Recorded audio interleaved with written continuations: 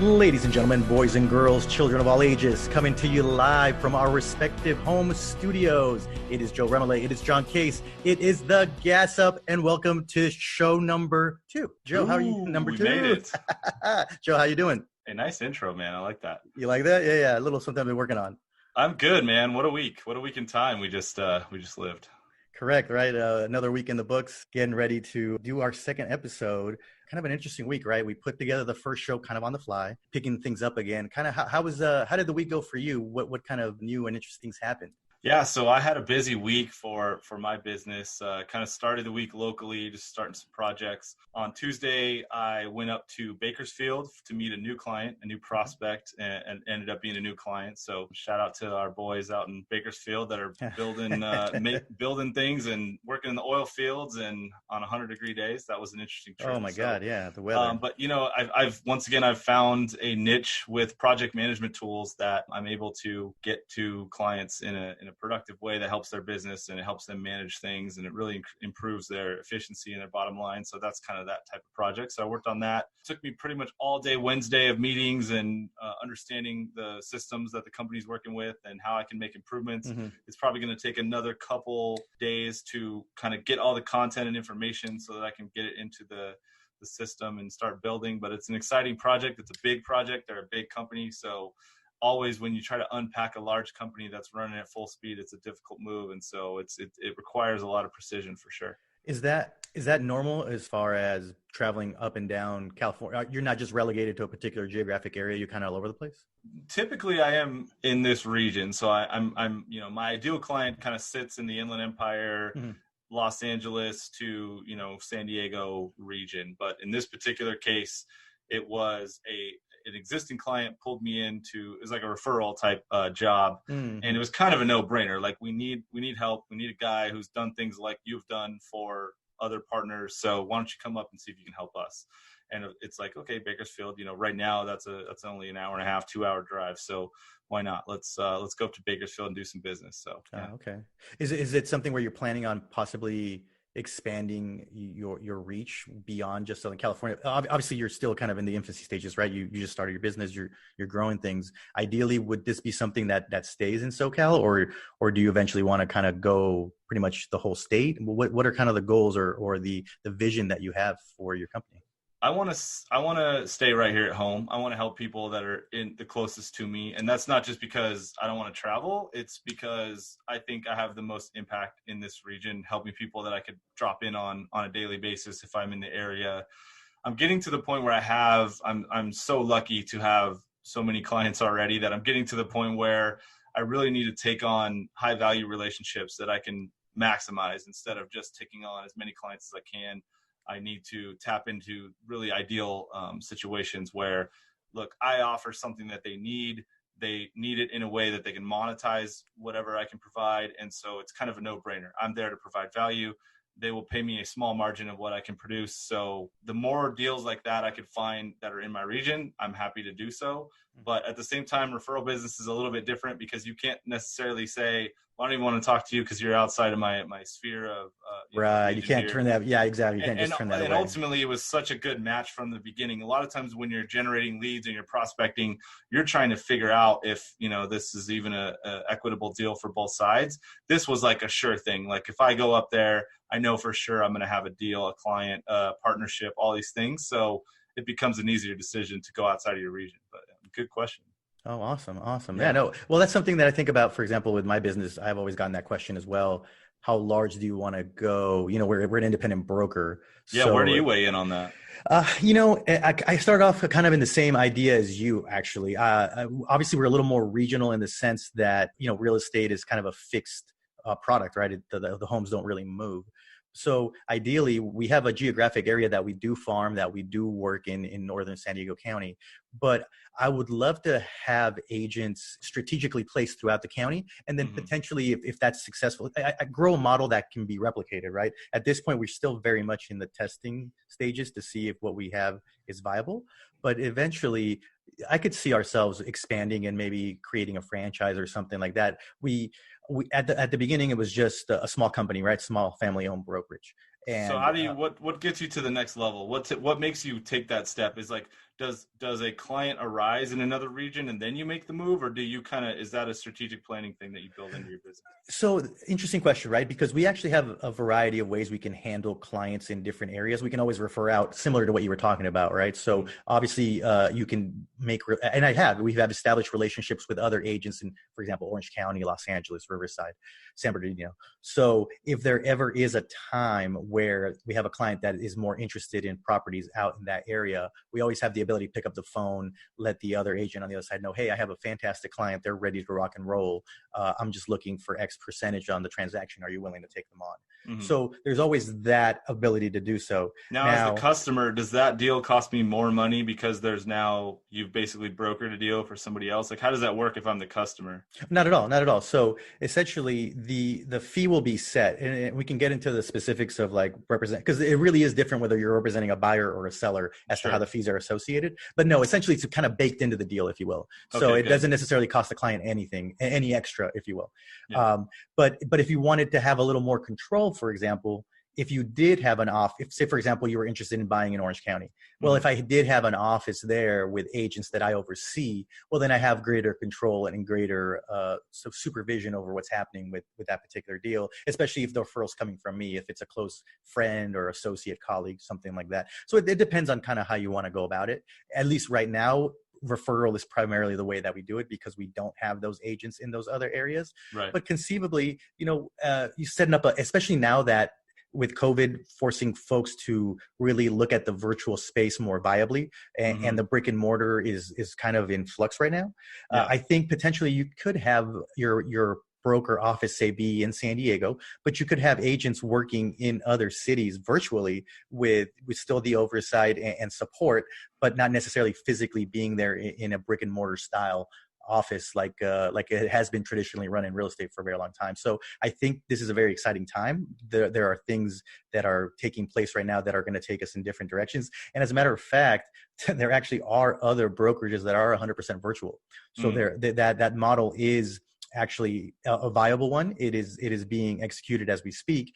And one of the bigger brokerages, as a matter of fact, is basically doing that. So kind of maybe borrowing a little bit from that and giving it your own special sauce, if you will, to attract folks and want them to work with you in that capacity. So it's an interesting time, definitely, with the real estate, because I really see a great opportunity for expansion and also the ability to help folks beyond just your geographic region or your geographic reach. So but to your original question, I think right now we're trying to focus on San Diego, really. And then once we have kind of a foothold there, because as an independent, probably the first 3-4 years, 5 years, we're just getting the name out, like just getting people to know who you are, that you exist, that you're there, that you can help them. That was probably the biggest challenge at the beginning because they've never heard of Duomo Realty. They don't know who you are. There's no trust factor with the brand. Absolutely. Out of the gate. Yeah, exactly. And I'm assuming kind of similar with you, right? At the beginning, you're not only selling that you can help accomplish the client's goals, but also having to convince them like, no, we're a reputable company. We're willing to help you out. I understand that we may not have the track record that you're looking for simply because we're new, but that doesn't in any way, shape, or form limit my capacity to be able to help you, right? Something to that effect. Do you find that as far as like when you're dealing with clients at the beginning, if they may not know who you are, kind of giving them up to speed on the things that you've done? Yeah. So, I mean, right now, all of my business has been either referral or somebody within my network. But it's funny, when I went to Bakersfield, Bakersfield is like a whole different world, right? We're all doing this kind of remote networking. We're using resources that we wouldn't normally tap into. We're not doing the brick and mortar thing so much right now because of the restrictions. But Bakersfield is kind of a land of yesteryear, in a sense that like most of your deals are kind of baked into the landscape of what's going on. Like there's no new company coming in and blowing the doors off of anybody, at least in the energy sector, which is where I was working. So it's kind of like on its own island of like, nobody's going to start a company in Bakersfield and just shoot up the ranks without paying their dues and really knowing people. Right. The only people that are doing that are doing offshoots. Like they work for a big energy company and they're popping open their own shop. But then they move off on their own. The credibility of it. Gotcha. But yeah, in general, you gotta build the infrastructure that gives people faith that, okay, we know it's just one guy, right? JDMR Group is just Joe, right? For the most part. I mean, I named it after my family, but it's just me. Mhm. So, and I have some investors and some partners that could come in and do some things on the financial side that kind of double down the leverage factor on how much I can get done for clients. But yeah, so if you don't know Joe and you don't know my background, my capabilities, my resume, if you will, then you have to trust that the brand is built in such a way that can help your brand. So you have to look at the brand and say, this guy's consulting brand looks pretty cool. If he could do that for my business, then we'd be in better shape, right? So that's kind of why you build out the backbone in my business. For your business, it's like, it's an extreme credibility factor, right? A buying or selling a home is like a huge life event. It's like a top 5 life event for people, unless they're like real estate investors and what they do. Right. Unless they do it on the regular. Yeah. Exactly. But I mean, for me, I've only bought and sold 2 homes in my whole life. So those are major events for everyone involved. So it's more of, for me, it's like, hey, we could do a deal for, $200 if that could be the biggest deal that I ever do with somebody. Or I could do a huge, opportunity or engagement where it's a multi-year kind of, there's a lot more revenue at stake for both sides. But for the most part, for you, it's about, will this guy look after every single thing about this deal and make sure that sets me up for the rest of my life with this house or with the income from this house after I sell it. So with regards to your business right now, then primarily, and this is funny because I heard this a lot when I started, and I didn't really realize how impactful it was till years later. Referrals really are oftentimes like the lifeblood of your business, especially when you're starting out. They're right? Amazing. Yeah, absolutely. Like when somebody can vouch for you, when somebody's willing to say, hey, I've worked with this gentleman, this lady, they're absolutely fantastic at what they do. You got to give them a shot. I never really realized the power of that. It's when I was younger, and it took me a little bit of time. So the fact that you're leveraging that now, I think it's very cool. The fact that you're taking advantage of that at the very beginning and especially trying to grow that, right? Because that was actually my business plan. My business plan was go in cheap, right? Mm-hmm. I still had a job at the time. So I was just moonlighting as a consultant. And my strategy was, okay, if you want this to be your company, your thing, then go in cheap and get some testimonials and see if you can do what you think you can do for these people. Mm-hmm. And that's exactly what I did. I reached out to a couple people in my network that seemingly needed a nudge in the right direction, whether it was sales, whether it was business development, whether they needed a model that they could, create beautiful proposals with. They just needed a template. They didn't need me to do it for them. They just needed the template to create beautiful proposals for clients, right? So I reached out to like 3 people in my network and I just said, look, I'll do this for an hourly rate, a very attractive hourly rate. It's not going to cost you a ton of money. At the end of the day, I'm going to revamp your contract, revamp your proposal system, and give you a finished product that you can then go use. And sure enough, they paid me a couple $100 and they sunk a $120,000 event with this proposal that I created for them. Like that was an example of one. So it's like, then I get the testimonial that says that's very powerful, right? I turned a couple $100 into a couple $100,000 all of a sudden, and it's a credible company in the industry. So it's like at that point, I've skipped a lot of resume building steps in the industry, and I have this. Anyone at any point could call this president of this company and say, "Hey, what do you think of Joe?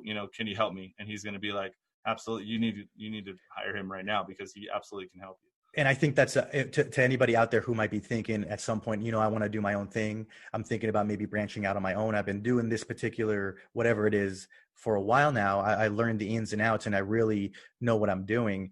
Developing those relationships and developing that rapport with folks so that down the road, they know the caliber of the person that you are, the quality of the work that you do can really transform things down the road if you do decide to kind of break off on your own, because those are the people, to your point, that are going to vouch for you. They're the people that are going to potentially even send you deals that turn into real money. And as a business plan, right, when you're trying to do it sort of economically, when you don't have an infinite amount of funds to fund your operation, something like that, I think is a very smart way to approach it. So kudos to you, sir. Yeah. Speaking of kudos, I heard you close the deal this week. So talk me through that. I did. Dude. If I was your client, what would I say about John Case after closing this deal this week? John Case was very happy. John Case was ecstatic. Oh man, I can't I was just talking to somebody else about this, as a matter of fact. Listing a property right as COVID hit, especially in the age demographic that we were selling, because this is a 55 plus community, so it's an age restricted community. And the fact that COVID that's kind of COVID's demo, if you will. Like right, that's its thing. Yeah, exactly. Yeah. It kind of brought our listing to a halt for a little bit. Not the whole thing, but we listed it right as the governor's orders to pause everything hit. And so there was a couple of weeks there that we list the property, we put it on the market, we take our pictures, the house looks amazing, we hold an open house, and then after that, for the next basically almost 4 weeks, nothing. Everybody's at home. People are scared. A lot of people are thinking the market's going to crash. This is a repeat of 2008, blah, blah, blah, blah, blah, blah.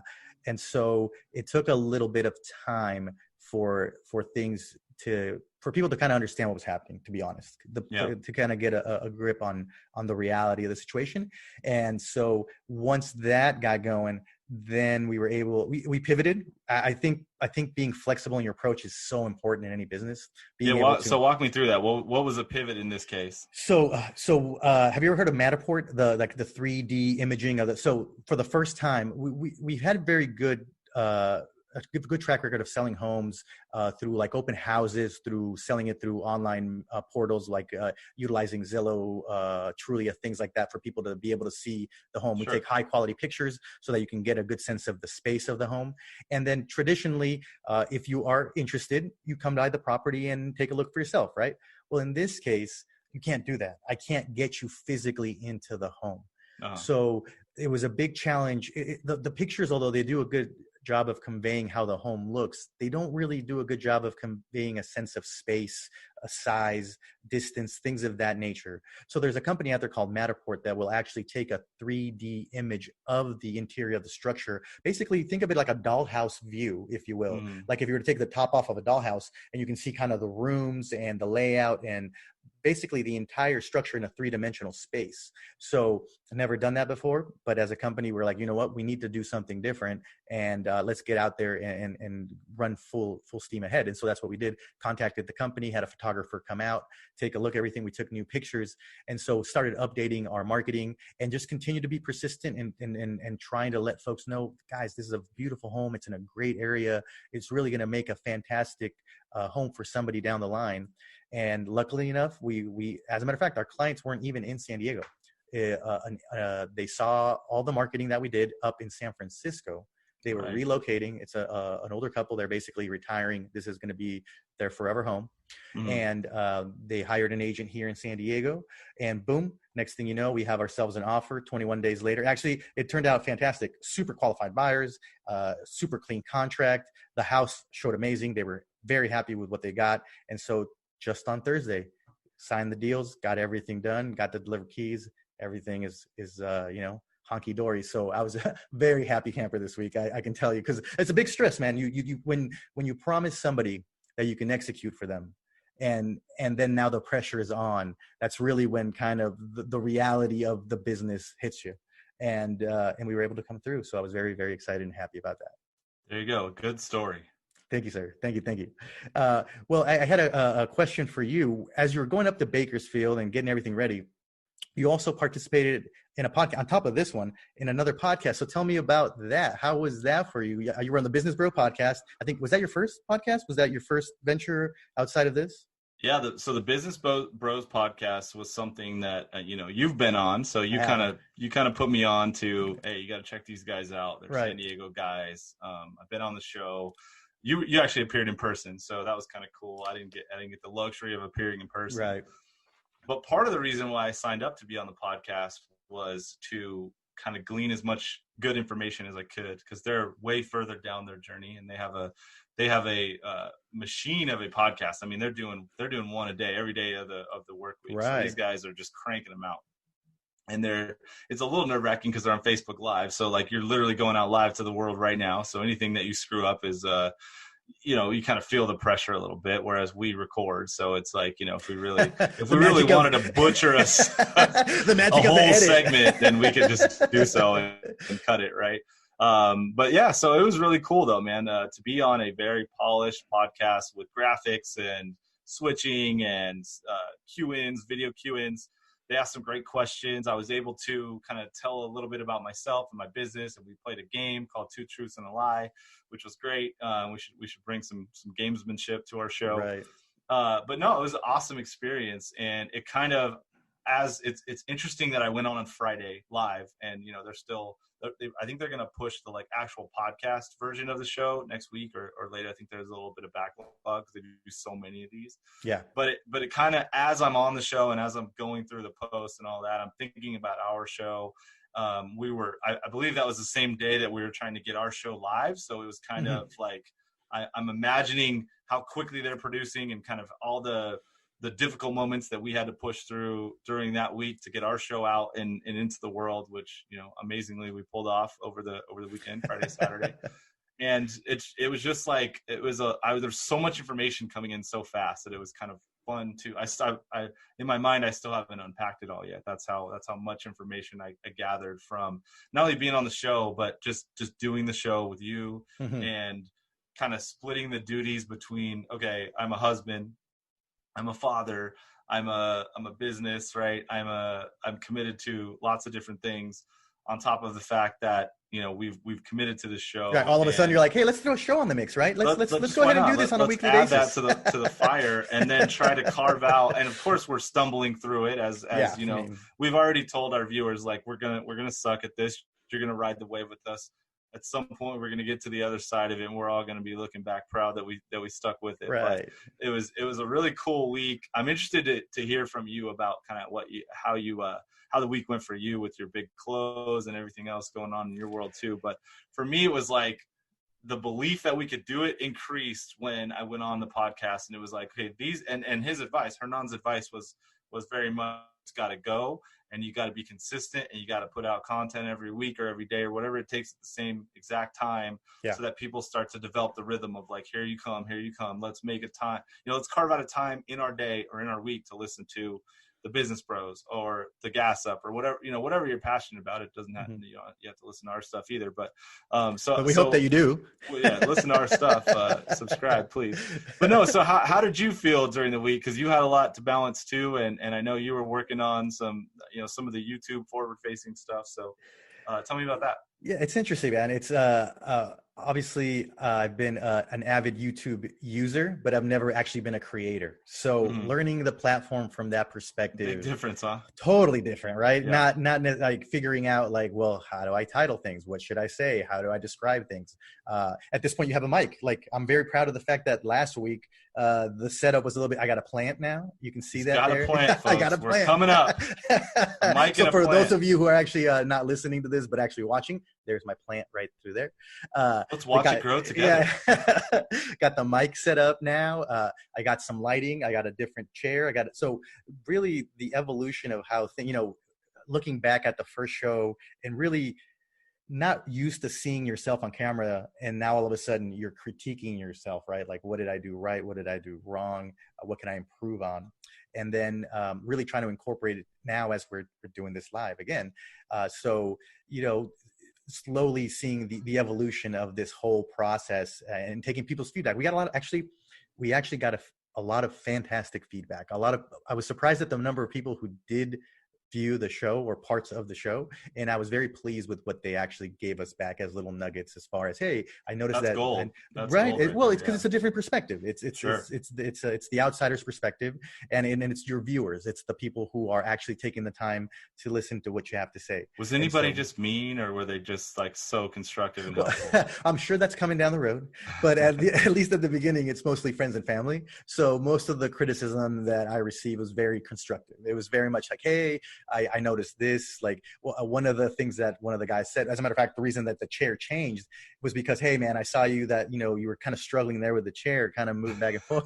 So I was like, all right. It's like a Seinfeld episode, right? Like, just you need a different chair. Yeah, exactly. So got to change the chair. And then you and I were discussing as we were looking at the show ourselves, as we're cutting it up, it's like, hey, the lighting could be a little bit better. So let's change something. So now I have like different lighting, right? The camera angles, how, and we both have communications backgrounds, right? So we both kind of have a little bit of that technical side. I've worked in a television studio as well, but it's different when it's your own thing. and you have to be, it's one thing when you're the person behind the camera and then you have the talent in front and then you have the producer in the booth and then you have the sound guy so everybody's kind of doing their own thing. Mm-hmm. But now it's like, okay, John, you are the sound guy and you are the producer and you are so all of a sudden having it's super easy to give advice, but it's hard to hit all those marks totally without anybody doing it for you, for sure. Absolutely. So but it's, but now even as I'm kind of seeing what the product that we're putting together, even just today, kind of proud of the fact that what we got to episode number 2, considering this started as an idea, maybe 4 weeks ago, 6 weeks ago, give or take, maybe. Yeah, we really threw some accelerant on the gas up about 3 or 4 weeks ago, for sure. It was like we were kicking the ball around, but it wasn't like, let's actually go live, let's do this. Totally. Until about 3 or 4 weeks ago. And so the fact that it was kind of like, hey, do you think you'd want to do this? Oh, I don't know if I have the time. Well, how would we even execute it? I don't know. Hey, I got this program. Do you think it would work? Oh, well, let's try it. I don't have a mic yet. I don't have a studio. I'm doing this from my living room. Yeah. So, but just being like, okay, let's do it. Let's just try to figure it out and let's put something together and go. So that was a cool thing. And then juxtaposing that with seeing you on the show, because I actually got to watch you live on Friday, and my own. How'd I do? Be harsh. I thought you did great, man. I'm not gonna lie. I thought because they're, as opposed to this, which is more conversational, theirs is a little bit more kind of interview style. It's produced, but it's very I mean, he has some tough questions. He has some easy ones, but yeah. And I do like James' production, by the way. Like, I would love to get to the point where we can do that kind of stuff where we're queuing in clips and sounds and different things, as opposed to just like a long format that you and I have right now. But so being able to see it as a spectator is definitely a little bit different than when the light literally is shining bright on you and you're the one driving the car, if you will, right? I got to give a shout out here to my buddy Joel, aka J Fingers on Instagram and Twitter. He produced the intro track for our thank you, brother show that's awesome. Exactly. That we released, and he's so he plays organ, and he's actually the music producer for the LA Lakers. So there you go. I know I'm lucky to have him at home, not playing for the Lakers right now. So I hit him up and I said, hey, do you want to make me an intro track? And he said, sure. What's the theme? And actually John was the one. I was like, I don't know, John, like, what do you want to do? And John was like, well, think like 1995, Jordan era Bulls intro. And so we actually told that to him, and I do think he nailed it. I think it absolutely evokes those thoughts without being so overtly, the same exact thing. So. What about on the production side? So the way we got this split up is I'm handling kind of the posting, the YouTube, the promo, and you're taking care of the physical production of cutting, editing, putting the stuff together. What did you find as you're obviously, tacking on more responsibility into your already busy schedule? Like, how did you find that? It's definitely something that you can do from anywhere, which is good, right? So we have the ability. It's not like I need a studio. Now, granted, when you came to me with this idea of I want to do a show and I want it to be live video, what did I say? What was my first inclination? You were like, audio only. No video, audio only. That's a nightmare to edit, right? So we kind of committed to, if we're going to do it like this, we just kind of have to do it long form. Yeah. I'm not going to go edit out every mistake. Right now, it is what it is. Stuff. Mm-hmm. Obviously, if it was just audio, I could sit there and really, I have a ton of experience in audio editing. I have very little experience in video editing. So we just roll with it, right? But even clipping and adding graphics and those things, it takes time.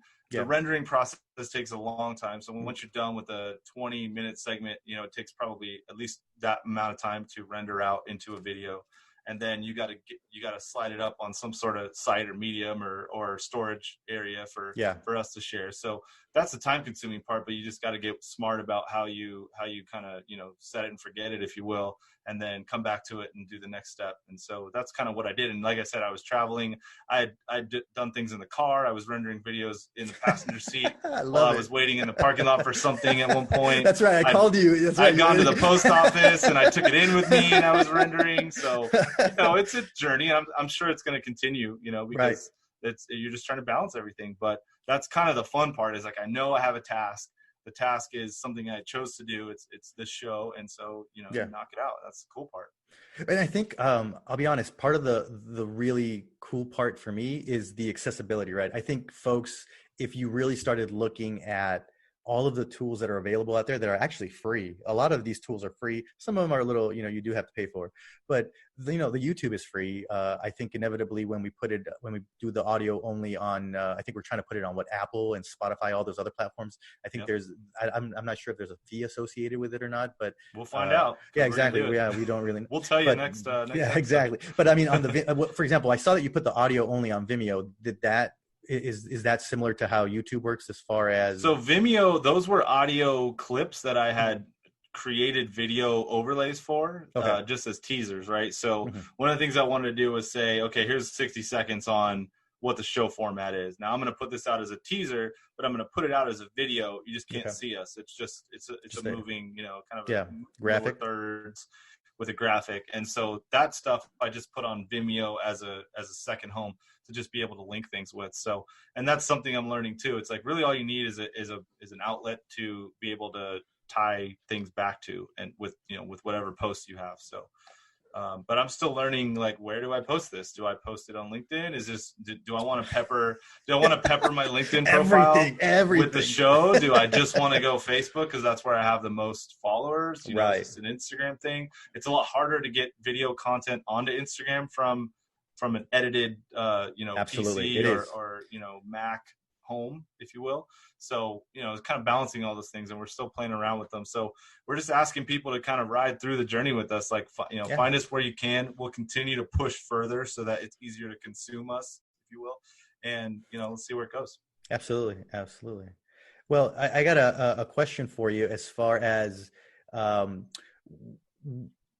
I did see that you posted it on Instagram. I saw that you posted it on Facebook. I saw that I don't know if you put it on LinkedIn. Is this going to be something that you think you're going to be promoting everywhere? Or because I'm having that, I'm trying to decide how do I balance it, right? Like how much promo is too much promo? And I'm assuming some marketing folks out there would say there's no such thing. Well, no, so that's a great question. Here's what I learned this week. I didn't promo very well. No, I didn't tease very well. What my strategy for this week, and people will start to see this unfold, is I want to clip the upcoming show and give people snippets of the upcoming show. That is the thing that pulls you in. So if we're talking about, like our last segment, we were talking about, well, how did things go in the week for your business? If there's 60 seconds that's just absolute gold that makes people want to come in and participate in the whole segment, those are the things we need to start putting out into the world to say, hey, come in and listen. We're talking about this topic. If you're an up and coming realtor and you're having, some stagnation in closing that deal, here's how Duomo Realty, here's how John Case handles that. Right. So that's a great clip. If you can get it in front of those type of people, that they'll come in and listen to that segment, and maybe they'll stay around, maybe they won't. But that's kind of in all the moving parts that were last week. That's kind of how I feel like I missed. And so I'm admitting that, I need to get better at that. Okay. Very cool. I think I'm going to do the same. I think part of what I think I'm going to ultimately end up doing is I'm going and we'll see how it goes, right? We'll see how it's received. But I think I'm going to go with the saturation, just go everywhere. Instagram, LinkedIn. The saturation Twitter. Situation. I mean, trying to see what gets traction, right? Part of this whole thing is kind of an experiment. See really where people are listening and what sticks and what doesn't. So I think for me, I'll be going down that road, and we can be happy to relay to folks, what works and what doesn't. I had this epiphany today. Facebook is the place that it makes most sense to kind of tease or advertise that this show exists, because you're tapped into a lot of different networks, right? Your professional network, you might have some Facebook bleed in your professional network. Some people are like, hell no, I draw a box around my professional life and my personal life. Other people, they have coworkers on there, longtime coworkers, potentially even managers, former coworkers, people in the industry, right? So which is the case for me. I mean, I have a variety of different networks tied through Facebook. Yeah. But Facebook is such a nightmare right now. It's such a terrible place to be on the daily. So the internal struggle is like, I want to put this on Facebook because I want people in my network to see that it's out there. Yeah. But I hate 90% of what's going on Facebook right now. So I'm like in this crossroads of like, I'm contributing to a network that's kind of diminishing in value for me, but at the same time, I want people to know that this is happening. So I really don't have a choice. It's the best medium. it's just kind of a bummer right now. Like to me, like every time I log on to Facebook for any other reason, I'm like, what am I seeing? I can't unsee this. I can't unknow someone's opinion about this. Right. And I'm not the type of person that blocks you because I don't like what you post online, because I think there's way more to a person than anything that they post online. But it's just like people are doing stupid stuff, and I think that they should reconsider, because they're really great people, and they're not putting that message out into the world. And right. So anyway, I'm off my soapbox on Facebook. Okay. Well, one of the things I did want to talk about, which kind of links into what we had previously talked about, is this idea of persistence, man. And I like what you and I have been doing so far. I like the work that we put in. And I think about, for example, sometimes I feel like people have this idea that people who are successful, it's because they're, I don't know, special, or they have a gift that not everybody else has. Or they got lucky, or they were born that way. Right, exactly. There's a variety of different sort of monikers that people can utilize or say that, this person was this or this person was that. But I really, what I've sort of learned, and this thing that we're doing right now sort of reinforces, is this idea of just kind of chipping away at it, kind of sticking with it. And because I'll tell you, sitting there for an hour and some change trying to figure out how to upload one of these videos because the system won't let me, because it makes you want to tap out. Right. It's like, oh my God, what am I doing? Right. Like this is, and then I'm doing this for fun. I'm doing this for enjoyment purposes. It's a hobby. It's like golf. Right. Exactly. Oh. Exactly. And so, but then, and it took a real moment of reflection as I'm sitting here, like, on my time off, trying to figure this platform out. And then I think back to like, wow, well, but everything that you've ever done in the past has been sort of based off of that. I've never been the kind of person that's like one shot, boom, hole in one. Everything's like, to use your golf analogy, right? Boom, bink, pow, good. No, it's always been like trial and error. Try this, that doesn't work. Try it again, maybe from a different perspective or a different angle or a different time of day, whatever it is, and slowly chipping away and figuring things out. And I can tell you, whether it was, like finally making the decision to go to law school. Like it was a knowing what it took from the folks that I'd spoken to actually go to law school and go through that process. It was challenging, right? It was one of those things where, well, what if I try and I fail, and what are people going to think about me, and how are people going to look at me, and what are they going to say? Didn't somebody tell you, just give me 80 grand and I'll light it on fire and punch you in the face or something like that? Wasn't that a real life testimonial that somebody gave you? That must have been somebody else. I mean, no, but at that point, how it felt? By the way, 80K would have been cheap. I would have taken 80K compared to what I'm actually. Well, that's the street value of a law degree and a punch in the face. Like if they would have said 80K for the whole 3 years, I would have taken that. But no, sold. I want to key in on this though, because so for the listeners who don't know you, like you're a super persistent dude, and it's kind of like your thing, right? So yeah. In these moments in your life where you've been kind of up against it, and obviously publishing the podcast is far from the heaviest thing you had to lift and move around. What's your thought process? Get me inside your head when it comes to like, okay, not only is there a critical decision that you got to say, am I going down this law school thing is a long game? Am I going down this road? But then when law school gets difficult, when conflicting deadlines happen, when grades start to slip, like what keeps you on pace? What's your underlying motivation there? So two-part answer for that. The first part is really making a committed decision.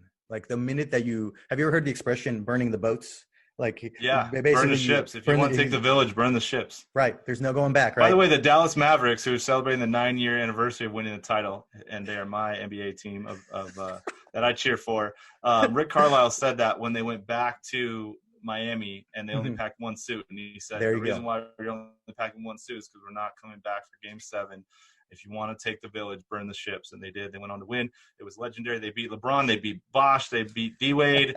We won a championship more recently than the LA Lakers have. Look it up. Oh, wow. Look at this. Unlikely. Look at this. The Lakers only have like 26 other ones that they could hang over my head. But anyway, if you want to take the village, burn the ships is a great exactly. So to Carlisle's point, right? Once you make a committed decision, it's like, that's it. And I remember, I'll use two examples.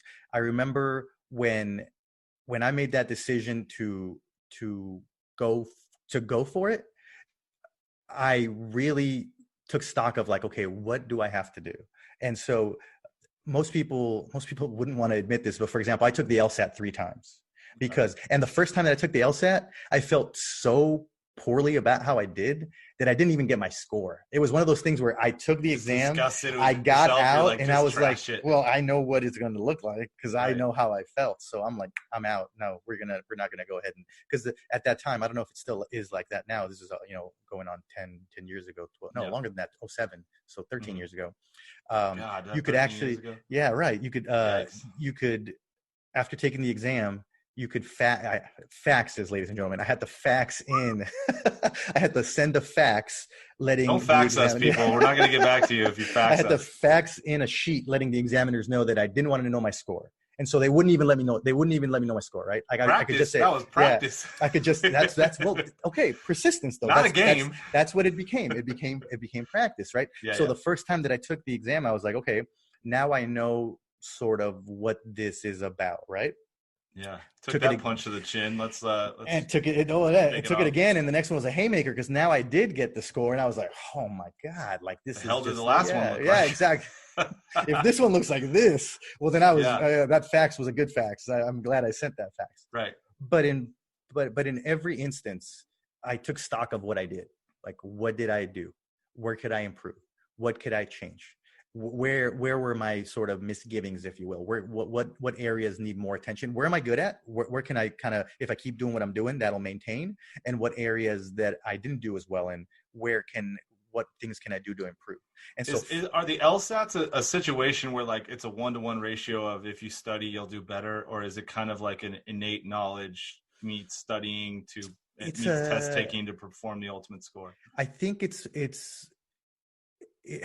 practice, man. It's knowing what the examiners are looking for. That's my own personal take. Because honestly, the same thing happened with the bar, and that's another story for another day. But essentially, it is that one of the things that I began to realize is that any type of standardized test, there's a method to the madness. The whoever is writing the test is looking to know whether you know something. That's what they're going for, right? They're putting together something to test you to see if you know what they think that you need to know in order to get to where you want to go. In order to just go study law, not even to do law, right? This is the way into, for those of you who don't know, the LSATs are the way you get into law school, not even the way you get, it's the entry exam, correct. It's the entrance exam to, that you put together with your application. Right. So by the time I took it the third time, I was like, okay, I already know how. I've already been there. So there's no more jitters, right? Like I know that I'm going to get there at 8 a.m. and I got to have pencils back in the day. I'm assuming they still use pencils, but Scantron, the whole thing. Maybe everything's not on a computer. You need to fact check that. Are people still using pencils? Are they still sharpening pencils? In 2020, are we still using pencils? Yeah. Right. But back then there were pencils and Scantrons and the whole thing. And so it was, okay, I know exactly how this day is going to go because I've lived it now twice. I know exactly how this day is going to go. It's all about the test. Everything else is just noise. I'm not intimidated by the room. I know. Okay, you want to talk about being ready? I scouted the testing area beforehand. I drove to Central San Diego to figure out where was the room, where could I park. Where I wanted to have. Where are the AC ducts? Everything. There was a full scouting report John Case put together. In case of a fire, the exits are. There was going to be no stone left unturned. Like so, I wanted to know where can I park? Where is the room? By the way, this shows more about your personality and your persistence than the actual results of the test. Well, true, right? But essentially, by that third time. So I'm locked in, like, okay. And not only that, doing practice exams were key for me. So anybody out there who's thinking about doing this, definitely do your practice exams, go over them and over them. And to the point where I did the same thing for the broker's exam. I would take the same exam until I got every question right. I'm starting to think you just like taking tests, man. I mean, the LSATs, the bar, the broker's exam. What's next? Are you going to become like a neurosurgeon or something? But the only thing you're missing. I'm telling you, man. It's just a process. It's just, and the idea is get it in your head that like the ships are burned. Like I have nowhere else to go. Like where am I going to go? Like the ships are done. Like that's it. I have to go this way. The business person in me says, can you monetize this? Like, can you monetize your ability to overcome the LSATs and the bar. And, you know, I don't know how difficult the broker's exam is. You don't hear horror stories about that one necessarily. But I mean, you was your target Ohio State? Cause you went to Ohio State. So or is it like, I'm going to get my LSAT scores and see what plays? So the target was, I just want to go into law school, right? That was I was like, exactly. I just want to go get a law degree because I think that it would help me in my career. That was the thought process, right? That's fair. So, but then once a little sidebar with that second LSAT, I applied to 3 schools. I live in San Diego. I applied to Cal Western, Thomas Jefferson, USD. My score, my second score, the one that I told you was low, was so low that those schools, Cal Western and USD from jump were like, Mr. Case, thank you for applying. We appreciate your application and your and the money that you provided with it, and have a great day. Thanks for the donation, and you can keep your facts. Correct. But the third school, Thomas Jefferson, they kept me on the hook. They were like, okay, so we put you on the wait list, and what that means is, and you're like number whatever. That means that if any of the people above you who have been accepted decide to not attend, you will take that slot. You can move into that slot. But there were people even on the wait list ahead of me. I was like number 9 or 10 or something like that. Can't remember at this point. And so they kept me going. So this is, I get my conditional letter of acceptance. So you're in the game-ish. Sort of, exactly. Yeah. Ish is the great way to put it. In the game-ish. And summer starts and the school starts in the fall, right? So I get my letter and they're like, okay. So I call them up and I'm like, hey, I got this letter. I don't understand what it means. Can you explain it to me? Well, they said exactly what I just said a second ago. I'm like, okay. So then a couple of weeks we're dating, we just haven't gone on a date yet. That's kind of what it says. If my current boyfriend decides to no longer date me, then Mr. Case, you can step up on the other 9 people in front of you. And if they don't want to date me, you don't get primetime weekend. No, not at all. No. Thursday night. Like a Tuesday at 3. Would you take it? Bruncher. So they keep me on the hook. And so I'm like calling in and like, hey, calling the admissions office. Hey, is there any news? No, Mr. Case. Calling him again. Hey, no. It got to the point, this is no joke, they knew who I was when I called. And they were like, there is no news. We'll call you when we have news. Don't call us. And so we're May, June, July. Well, law school starts in the middle of August. At least most semester schools start in the middle of August. And at this point, I'm like, we're now into August. What is going on, right? And so first week of August, I call again and they're like, yeah, we know who you are. And we regret to inform you that you have not been accepted.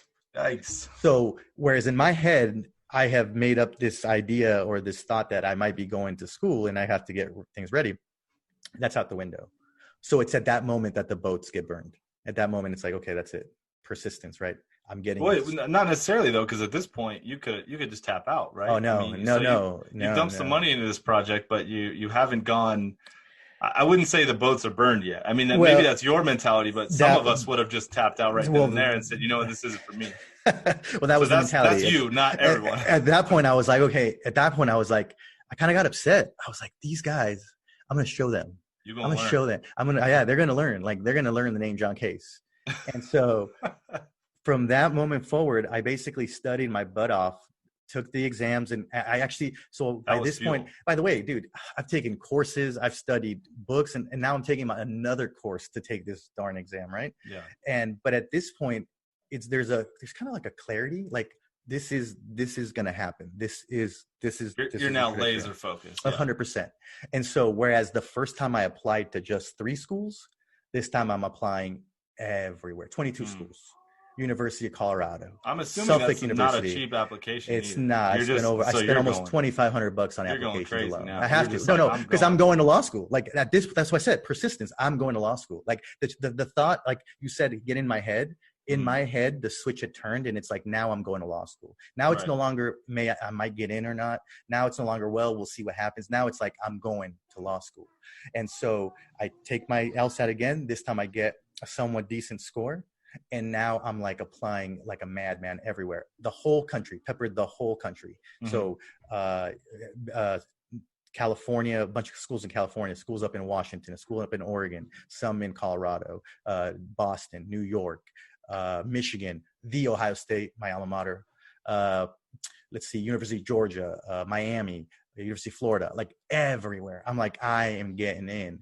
And at this point, with having studied, having known what to expect, really doing much, much better on the exam, put together a killer application, boom, all of a sudden I get into 11 out of the 22.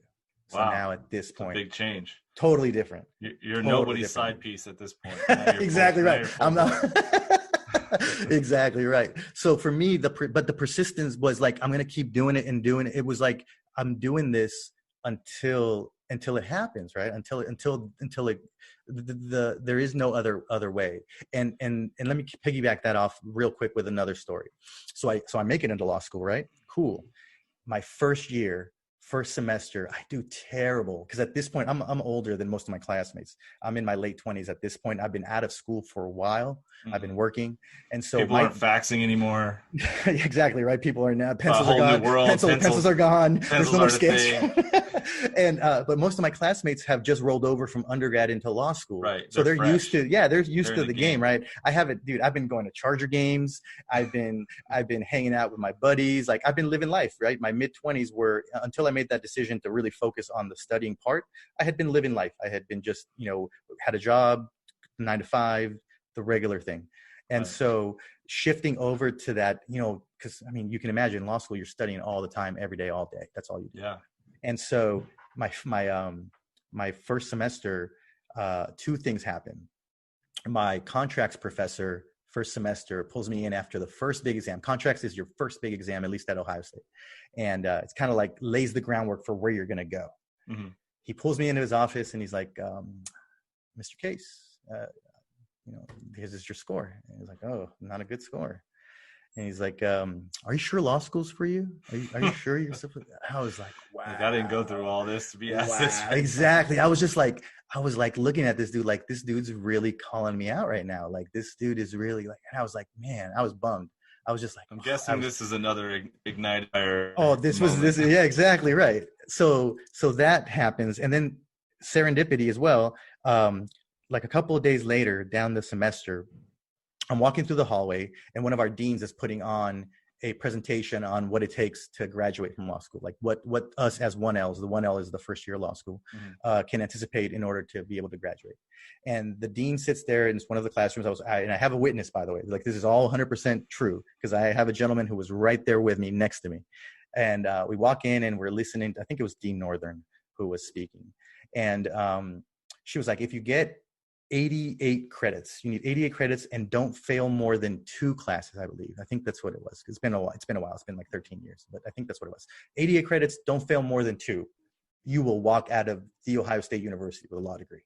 Okay. And I remember raising my hand. I'm sitting there at the back and I'm like, I raise my hand. Point of clarity. And I was like, okay, so let me get this straight.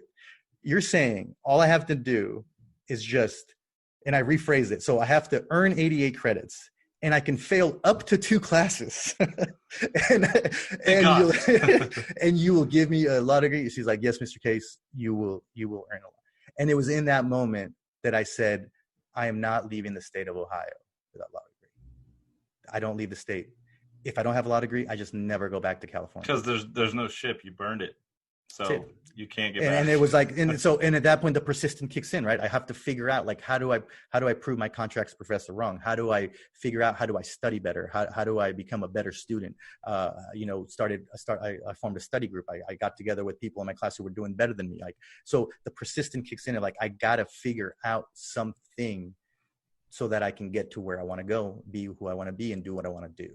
And so that persistence is one of those things that it's not because I'm like super smart. Like I took the LSAT 3 times. It took me a long time. You look at my grades in college and in law school.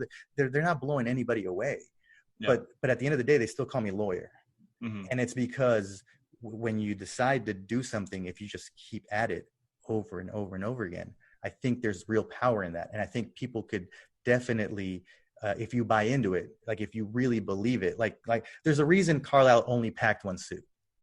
Right. There's a reason that happened. He was like, we're winning or we're not. Yeah, it's all mental. I gotta let these guys know in their heart that I believe they could win.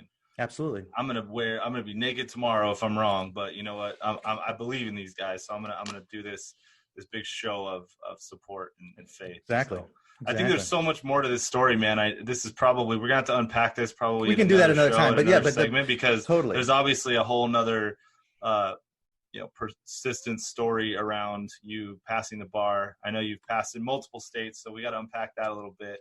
But I definitely don't want to try to speed through it or anything like that. So no. But like the key, exactly. Show. The key idea is if you want something, and it goes, for example, this podcast, right? This very thing, it's like figuring things out takes time, but you have to be willing to stick with it. You have to be willing to take your lumps and figure things out and see what you can do with it. That's the lesson. Absolutely. All right. Well, so the next segment, is something that it was talking about serendipity. We were kind of reading each other's minds at the exact same time when we brought it to the forefront of, we definitely need to talk about this on the show, which is Chappelle's latest release on Netflix. So 846 was released, I believe this week, not too long ago. So by the time this airs, this might be about a week from airing, and we both kind of gravitate towards it right away. Chappelle being, if you're of a certain age, Dave Chappelle is like the man. I mean, he's the comedian. He, not only that, even when he's talking and he's not saying anything funny, it's captivating. He brings perspective of race, and he's very fair, in my opinion, to everybody and every race, and he doesn't hold back, and his show was the same way. So watching 846, I've listened to it, I've watched it. I know you've done the same. You've given it a couple runs. What is the most thought-provoking part of, and by the way, so if you're listening and you want to know what the heck we're talking about, you can watch this on Netflix. It's on YouTube. It's pretty available on the different streaming networks. But what was the thing that really captivated you, really grabbed a hold of you during that? Because it's only about 25, 30 minutes. Yeah, it's about 20, I think 27 minutes total, something like that. I'll be honest. And I did watch it several times, actually. And every time that I listened to it and watched it, I picked up on different things. But to me, not so much the content, and I do want to ask you a couple of questions as to the setting. We'll get into that in a second. To me, it was just the emotion. Honestly, the raw emotion that you could see. Raw. So the whole raw. thing is so raw. That's to me it's like he's in his backyard just ranting. 100%. That was the thing for me. I was like, dude, like this dude sounds like he's hurting. This dude, it's unlike any other I wouldn't even call it stand up, right? It was more like a talk, maybe. It's not much of a show from a performance standpoint. Not at all. He's wearing joggers and it's like he's not dressed for the occasion. Mm-mm. He's sitting there hunched over on a fireplace looking hearth, and he's got his little notebook. He's got he's got his cigarettes in his little notebook, and he kind of peers into it every now and then. But it's like, man, we're more squared away when we record our little YouTube show than this guy is for seemingly the event of the summer. I mean, it's not competing with much, but I mean, super raw for sure. That was the thing. So for me, it was obviously the subject matter we'll get into too, but it was after having watched it a couple times, it was definitely that rawness, that emotion, and it almost seemed like, although he had a general progression that he was going to follow, he kind of bounced around a lot, which is I don't think he stuck to it. I think he had that's a plan, what I'm saying. And he just burned it as soon as he went on stage. I would agree. You know what? Mm-hmm. I'm not going to talk about that right now. And then he's like, "Yeah, I am." And because I'm Dave Chappelle, he kind of came. I don't have to ease into this. I can just go. Because if you've ever watched his stand up, he's very smooth in transitioning from topics to topic. He's very he's very eloquent in the way he kind of moves and goes about bringing in different subject matter and different things. So his stand up is super polished. More so back in the day, like when he was up and coming, he had to be very kind of, I don't want to say strict, because he floats around a little bit. Yeah. Even in the older stuff, but as he's made a name for himself, it's like, I know I can dress this down and it'll still be good because people trust me. I'm a trusted source. Right. So, I mean, my thing was, I guess the thing that he pointed out to me that I wasn't really as knowledgeable or prepared to hear, and it certainly stuck with me and it will stick with me forever now, is how close we actually are today to slavery. Like he talks about his great-grandfather born a slave, and ends up being a political activist and ends up being invited to the White House by Woodrow Wilson in South Carolina right after a black man was killed over a $30 dispute. Like the way he teed that up, talking about how we're not far removed from this. This is my great grandfather. He was born a slave. You know, his wife, his grandfather's wife, was the name that his father called out on his deathbed when he died. Like that was so powerful to me to think like he heard his great grandfather's name. This man is not a distant memory. It's a real person that he thinks about and knows stories about. William David Chappelle was his name. He was named after him. And I was like, man, that just like gave me chills to hear that. Like we're 3.5, 4 generations removed from, you know, African Americans being born as slaves. That his great grandfather's generation had to navigate through slavery to whatever gain that they were able to, like anything that they achieved in their lifetime was amazing, right? If they went from slave to anything better than slave, that was a miracle in itself. And that really hit hard to me because, you know, as somebody who doesn't really unpack that on a daily basis, because I don't need to, and that's my call it whatever you want, my gift, my privilege, I don't have to deal with that. I don't have to sit here and think about, well, what did my great grandfather, you know, how did he get out of the struggle? That was just so powerful for me. Well, I mean, kind of tangentially on, I think it was, I want to say June 11, was the anniversary of interracial marriages being allowed by the Supreme Court here in the United States. 1967 was the year.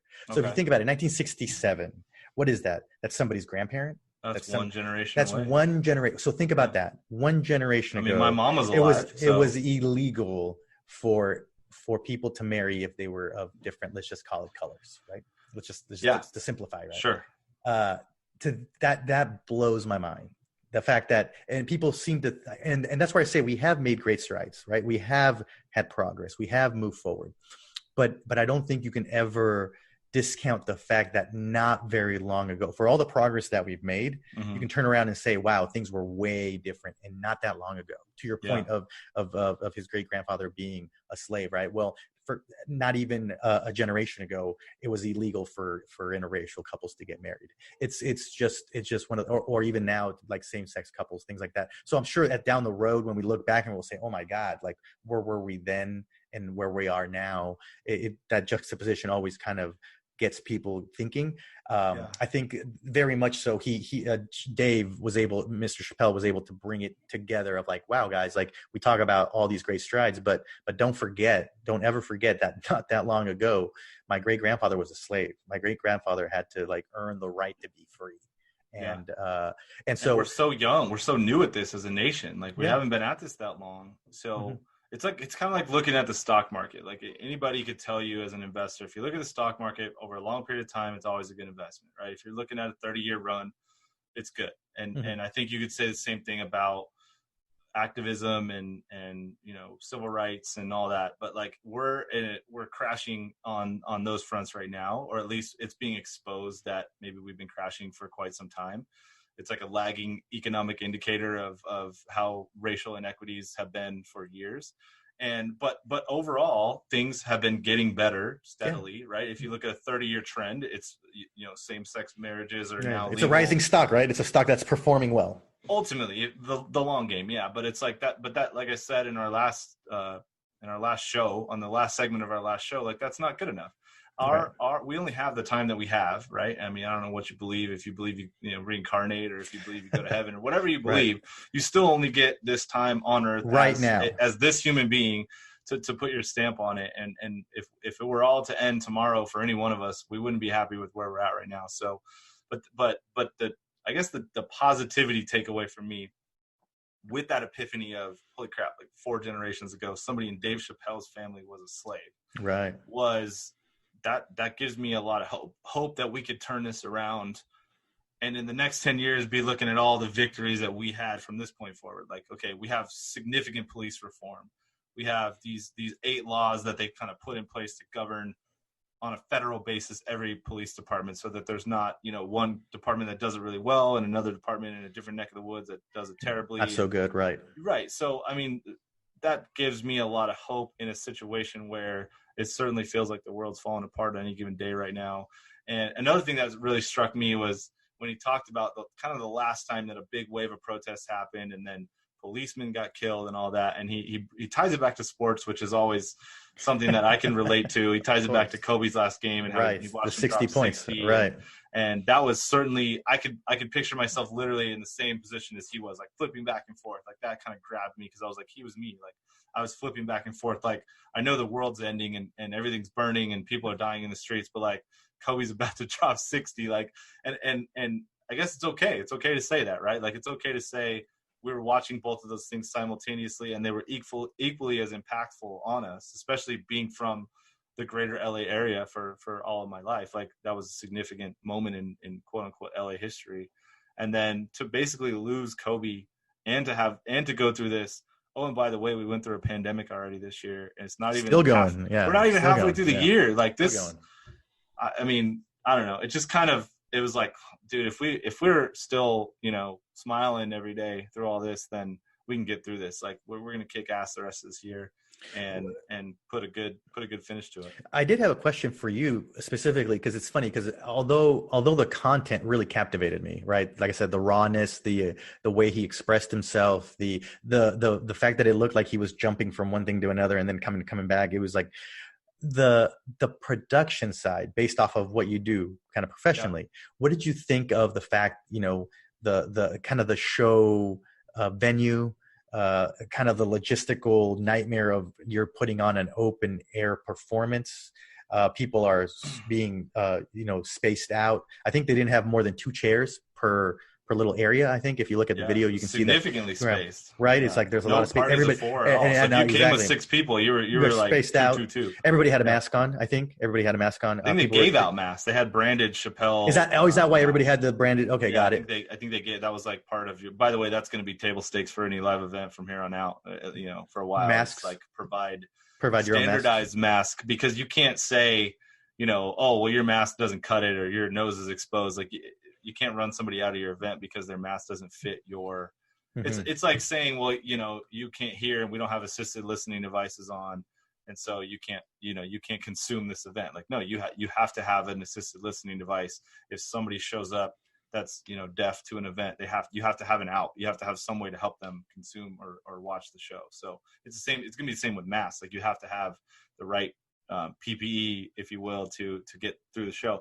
But what I thought was like, I think the goal of this was really to watch Dave Chappelle in his backyard cutting it up. Like I think that was the vibe. So they didn't really have a high standard of production. I mean, short. It was like I said, 27 minutes, right? It was like boom, boom. And that's what Netflix put out. We don't know if he true actually did some jokes and then he decided, well, this wasn't socially relevant or this watered down the message, and so they cut the jokes out or whatever. It's hard to say. I suspect that he didn't have people come out for 25 minutes of content, that he really did a whole show.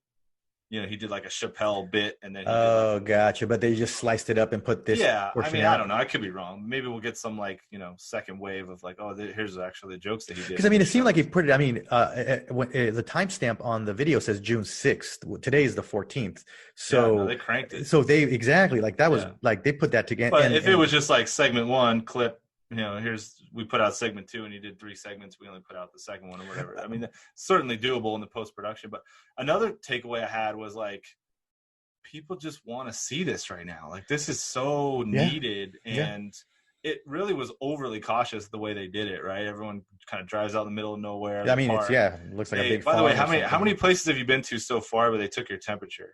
Just like I said last show, the one restaurant. The restaurant. Because even now, I went to another restaurant just to pick up food, and they let me in. I had my mask on, but they let me in. They didn't really make too big a deal of that. So I don't know the temperature taking thing, if it's just kind of unilateral or if it's just kind of just kind of random. Place. Yeah, exactly. I'm amazed though, because we went to a furniture store and they took our temperature there. Oh wow! And this was like a huge warehouse. Like there was we weren't within 20 feet of anybody, but except for the temperature taker guy. But I'm just surprised. I guess I'm surprised when people so willingly let people take their temperature, but like they get all weird about other stuff, about other rights being infringed. Like sometimes with data. Well, this temperature thing is new, man. Like I'll be honest. Like I've seen some of the things that they're doing in other countries to and it's like super Yeah. invasive Or kind like of contact tracing well, where they like there's a got all your contact tracing, phone and they but know like you. I've seen certain things that I believe it's in China where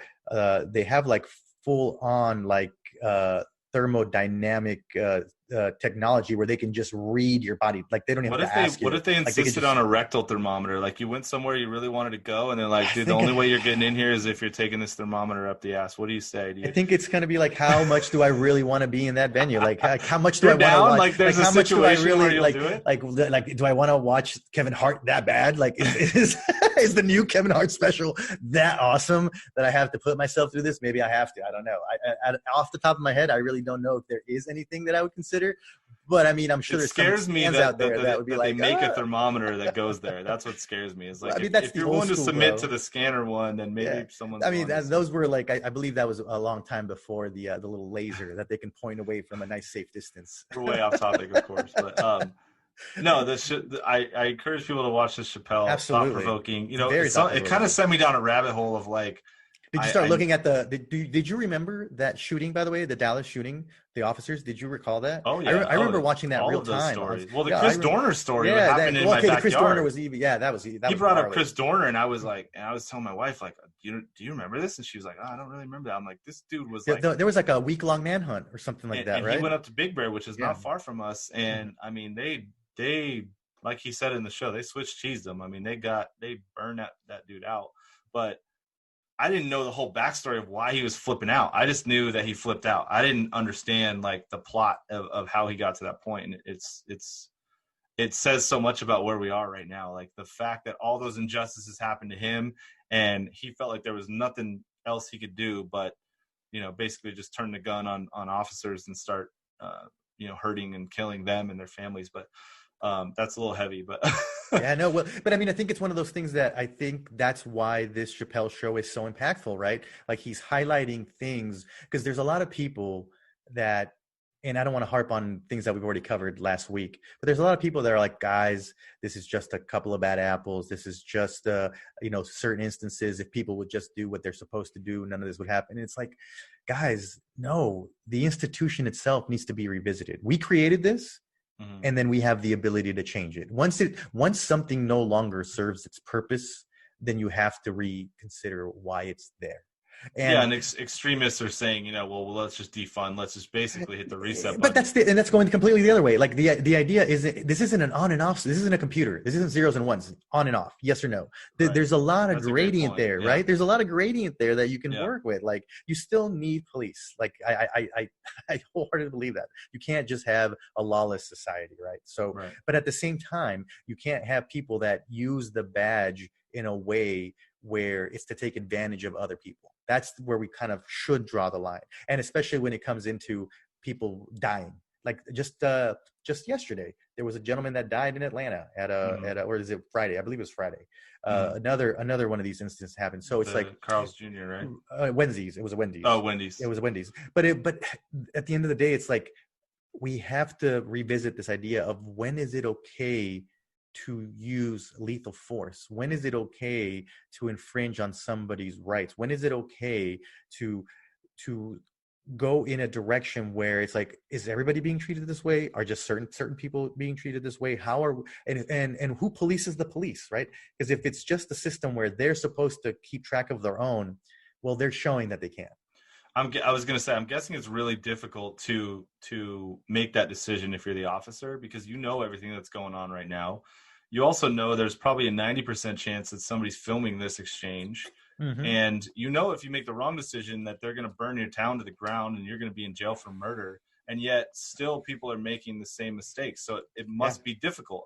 The only Totally. No, it's a conclusion tough in my job. mind that I could come to is this is hard. Like 100%. it's not easy to defend yourself and you're also a representation of yourself and your family. And you got to keep yourself healthy. And you're going into these situations where it's late at night and it's dark and you're looking in cars. And like, I could just only imagine how difficult it is to be on the other side because they keep screwing it up. Like, and it's not all, I can't believe that it's all bad apples in the sense that it's all people that got the badge just to go kill people in the streets that they don't like. It's got to be miscalculation. It's got to be human error.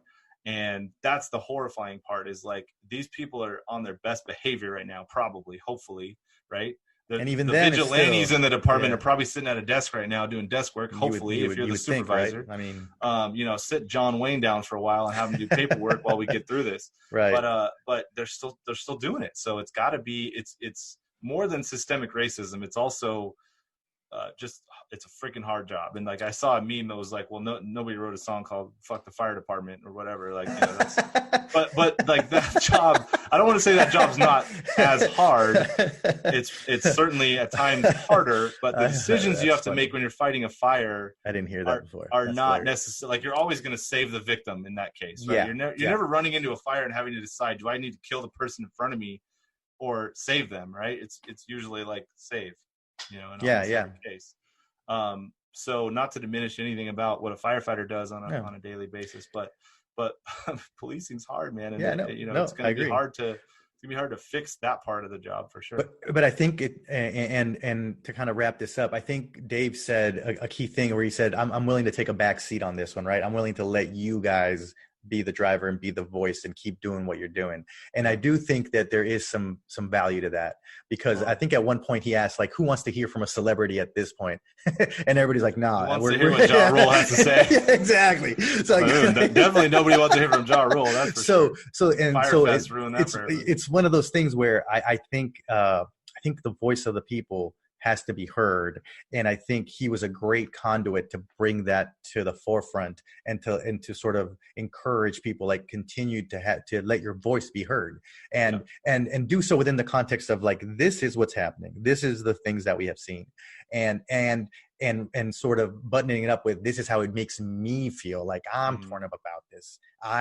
You can hear it in his voice. You can see it in his person. It's like, he's definitely, this has affected him. This has genuinely, right. So, and hopefully by people seeing that, they're more apt and more willing to explore what avenues we have to try to fix this so that we can make it better for everybody down the road.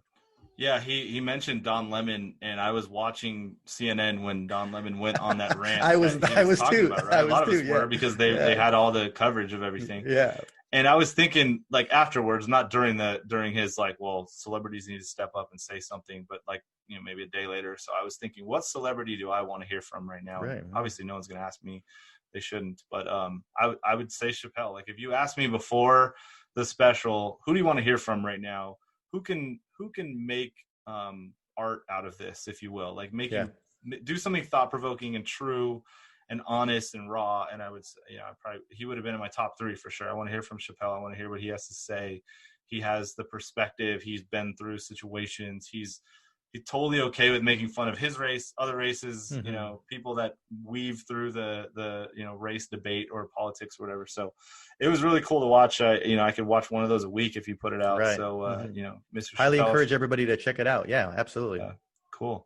Well, hey man, let's wrap it up. I think it's a good show, and we're learning and we're developing and we're getting better, and the plant's going to grow, and whether it's figurative or literal, plant, it will grow. Maybe that should be our thing. Like, tune in every week to see how much the plant has grown. Right. We'll do like a time lapse on the plant. I love it. All right, man. Well, hey, it was great catching up with you. Can't wait to do it again next week. Ladies and gentlemen, thank you so much for listening to us here on a little show. If you do like what you're listening to, make sure you like and subscribe. Hit that notification bell to get those new emails letting you know that we have new content up. We will be putting this show on a variety of different platforms, so be on the lookout for that as well. I think, like we talked about earlier, at some point, hopefully on Apple, maybe Spotify, Facebook, and throughout. So yeah, we'll be getting it out there. And guys, thank you so much for taking the time to be here with us. We'll see you guys next week.